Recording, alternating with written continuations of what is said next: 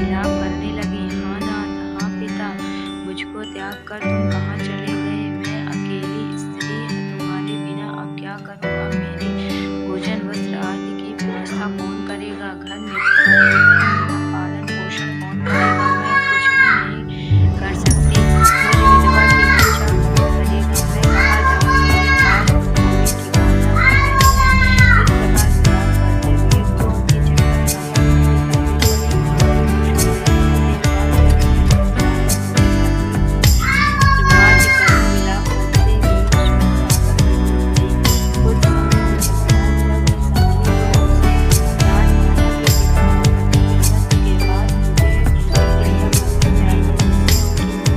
उसने उनको भेज दिया। उसने अपने घर का सारा सामान बेच दिया और उससे प्राप्त धन से उसने अपनी पत्नी उर्मिला का श्राद्ध किया। तत्पश्चात वह कुशीनगर में रहते हुए आठों पहर भगवान विष्णु की भक्ति करने लगी।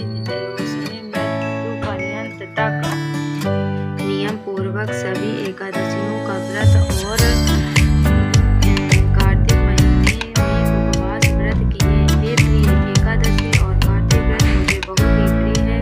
इनसे मुक्ति, बुद्धि, पुत्र तथा संपत्ति प्राप्त होती है। कार्तिक मास में जब तुला राशि पर सूर्य आता है तब ब्रह्म मुहूर्त में उठकर स्नान करने व व्रत व उपवास करने वाले मनुष्य मुझे बहुत प्रिय हैं, क्योंकि यदि उन्होंने पाप भी किए हो तो भी स्नान व व्रत के प्रभाव से उन्हें मोक्ष प्राप्त हो जाता है। कार्तिक में स्नान, जागरण, दीपदान तथा तुलसी के पौधे की रक्षा करने वाले मनुष्य साक्षात भगवान विष्णु के समान हैं। कार्तिक मास में मंदिर में झाड़ू लगाने वाले, स्वास्तिक बनाने वाले तथा भगवान विष्णु की पूजा करने वाले मनुष्य जन्म मरण के चक्कर से छुटकारा पा जाते हैं।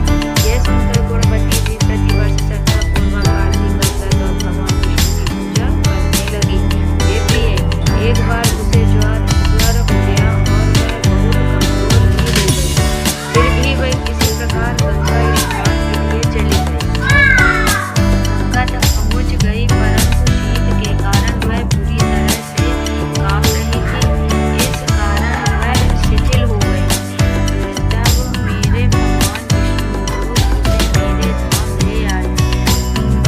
तत्पश्चात ब्रह्मा आदि देवताओं की प्रार्थना पर जब मैंने कृष्ण अवतार लिया तो मेरे गण भी मेरे साथ इस पृथ्वी पर आए, जो कि इस समय यादव हैं।